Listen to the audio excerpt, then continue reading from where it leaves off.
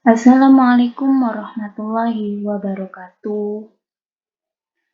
Perkenalkan, kami dari kelompok 6 akan mempresentasikan tentang konsep pengembangan tenaga pendidik dan kependidikan. Kami dari kelompok 6 terdiri dari saya sendiri, Adinda Nur Afifah Kusaini, kemudian Rafiko Dwi Rahmah, dan yang terakhir Dias Adi Darmawan. Pada penjelasan kali ini tentang konsep pengembangan tenaga pendidik dan kependidikan, kami akan menjelaskan tentang pengertian, tugas dan fungsi, pengelolaan, perencanaan, strategi pembinaan, dan strategi pengembangan. Yang pertama, tentang pengertian tenaga pendidik dan kependidikan. Tenaga pendidik adalah tenaga profesional yang berkualifikasi sebagai guru, dosen, konselor, pamong belajar, tutor, instruktur, dan sebutan lainnya sesuai dengan kekhususannya, serta secara langsung berpartisipasi dalam suatu kegiatan pembelajaran pada satuan pendidikan. Sedangkan tenaga kependidikan adalah anggota masyarakat yang mengabdikan diri dan diangkat untuk menunjang penyelenggaraan pendidikan, walaupun secara tidak langsung terlibat dalam proses pendidikan. Orang yang berkualifikasi dalam tenaga kependidikan adalah kepala sekolah, wakil-wakil atau kepala urusan, staf tata usaha, serta staf-staf yang lain. Kemudian, tugas dan fungsi tenaga pendidik dan kependidikan. Tugas dan fungsi tenaga pendidik dan kependidikan yang tertuang dalam Pasal 39 Undang-Undang Nomor 20 Tahun 2003 Ayat 1 dan 2 tentang Sisdiknas sebagai berikut. Tenaga kependidikan bertugas melaksanakan administrasi, pengelolaan, pengembangan, pengawasan, dan pelayanan teknis untuk menunjang proses pendidikan pada satuan pendidikan.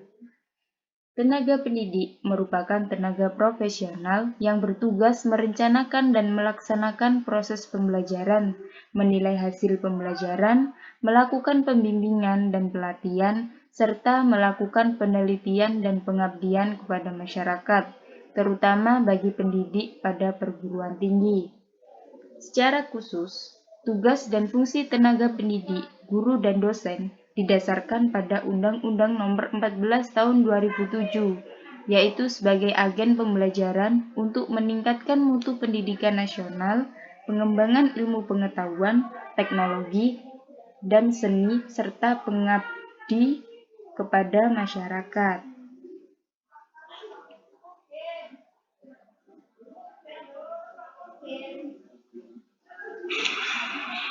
Oke, di sini saya melanjutkan dari teman-teman. Assalamualaikum warahmatullahi wabarakatuh. Saya Dias Adi Darmawan. Membahas ada dua hal ini, saya dapat nomor 3 dan nomor 4. Dan nomor 3 ini pengelolaan tenaga pendidik dan kependidikan. Yang dimaksud di sini adalah penyelenggaraan dan penempatan teknik dan kependidikan dilakukan dengan efektif dan efisien untuk mengoptimalkan pencapaian tujuan, di mana kegiatan pengelolaan ini meliputi penyusunan standar prosedur pelaksanaan, teknik pencapaiannya, pelaksanaan penyuluhan, mengatur pengangkatan dan pemutusan kerja tenaga pendidikan, agar sirkulasi pengelolaan belajar lancar untuk tercapainya tujuan lembaga pendidikan atau sekolah. Dan ini ada menurut dari Rukaya 2010, untuk manajemen dari tenaga pendidik dan kependidikan berupa kegiatan yang diselenggarakan secara individu dengan serius dan kesungguhan, menjalankan tugas dan fungsinya agar berjalan lancar dan sukses sesuai dengan tujuan pendidikan. Pengelolaan tenaga pendidik dan kemudian aktivitasnya dimulai ketika masuk dalam organisasi melalui rekrutmen, seleksi bagian sumber daya manusia, serangkaian tes pengangkatan, penempatan kerja, pembayaran kompensasi, atau pemberian hak-hak pegawai, berpeluang diberikan penghargaan, meningkatnya pendidikan dan pelatihan atau pembinaan, pengembangan karir, dan pemberhentian melalui proses tindakan SDM baik pensiun maupun diberhentikan. Jadi berdasarkan uraian yang sudah saya sebutkan tadi, bahwa dalam pengelolaan tenaga pendidik dan kependidikan harus dimulai dengan keseriusan dan sesuai dengan SOP. Karena pengelolaan harus komprehensif dan sistematis, sehingga proses penerimaan sampai penempatan sudah tepat dengan kepakaryanya masing-masing. Maksud dari perencanaan di sini yaitu menyusun strategi maupun pengembangan kompetensi maupun karir secara luas untuk menyiapkan kepentingan organisasi pada masa yang akan datang. Dan poin berikutnya ini nomor 4 ada perencanaan tenaga pendidik sama. Maksudnya di sini itu penyusunan strategi maupun pengembangan kompetisi maupun karir secara luas untuk menyiapkan kepentingan organisasi pada masa yang akan datang. Yang tadi ya. Dan caranya itu ada dua, yaitu pertama menggunakan metode lama atau tradisional, yaitu dengan mempertimbangkan kuantitas tenaga kerja maksud saya, tipe serta keterampilan yang dibutuhkan pada suatu organisasi. Dan yang kedua ada metode terintegrasi, yaitu perencanaan yang merupakan turunan dari visi strategis yang menjadi acuan standar capaian. Jadi dalam merencanakan harus berorientasi pada pencapaian visi yang telah dirancang lebih awal, sehingga integrasi antara perencanaan dan visi akan sinkron. Seperti itu. Terima kasih.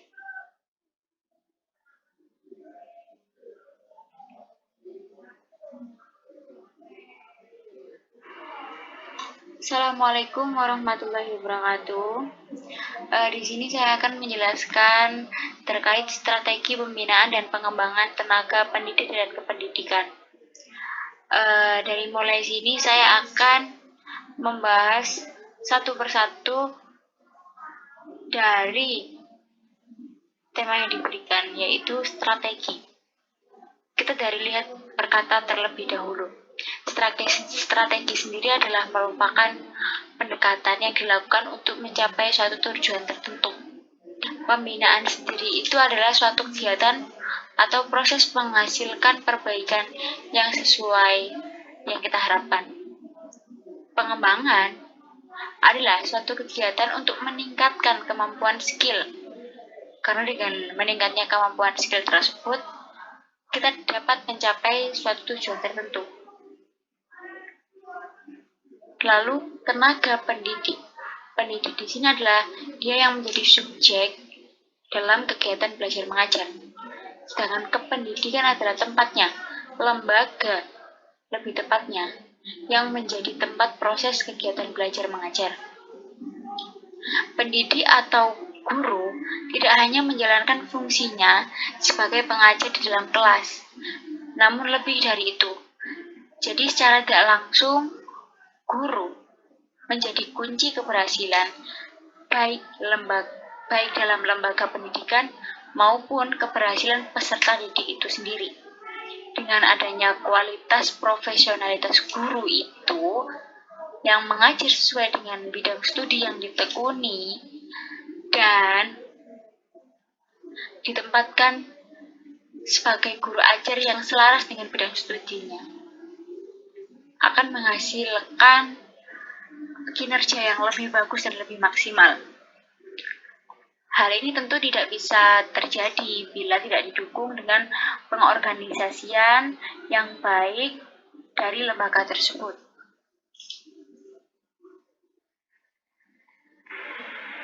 Adapun hal-hal yang dilakukan seperti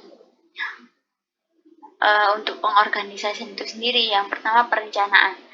Perencanaan sendiri di sini adalah dilakukan oleh kepala sekolah dibantu oleh wakakur dalam merencanakan kurikulum pembelajaran, membimbing guru dalam meneliti bahan ajar seperti protap, promes, program mingguan hingga RPP. Yang kedua pengorganisasian. Hal ini dilakukan untuk menyesuaikan latar belakang dari pendidik yang sesuai dengan bidang studi yang ditekuni dan skill yang dimiliki. Nomor 3, pengarahan.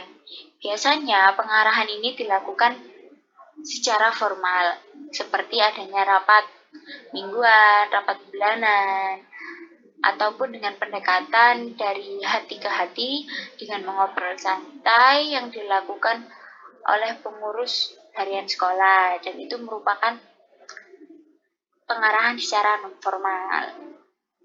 Yang keempat yaitu pengawasan. Hal ini seringkali kita kenal dengan sebutan supervisi yang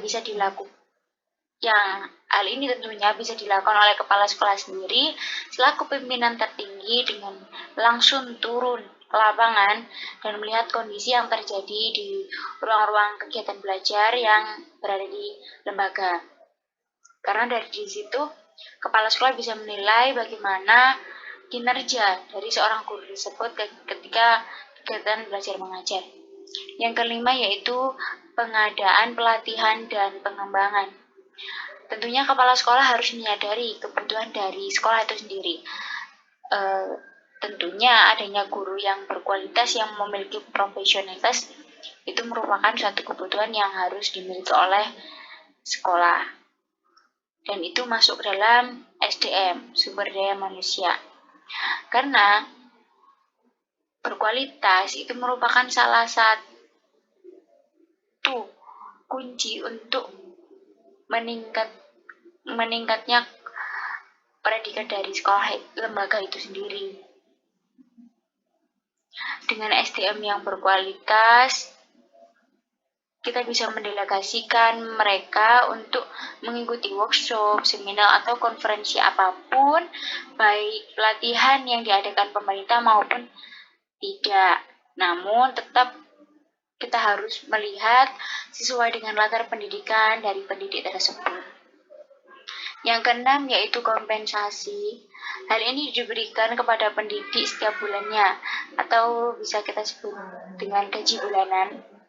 Tentunya untuk memenuhi kebutuhan hidupnya dari seorang pendidik itu sendiri.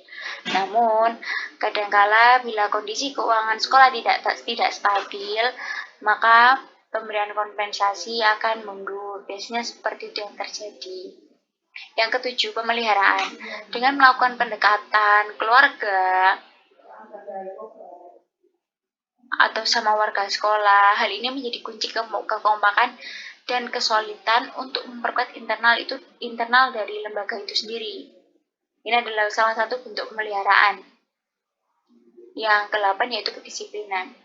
Tentunya sebagai pendidik, kita sebagai suri tauladan memberikan contoh dengan berangkat kerja lebih awal dari peserta didik. Hal itu menjadi hal yang harus kita jaga. Itu mungkin salah satunya. Yang ke-9 itu pemberhentian.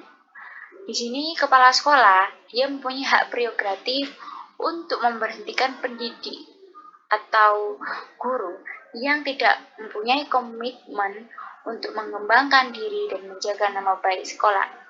Dan hal ini tentunya melanggar kode etik dari seorang guru yang sudah ada.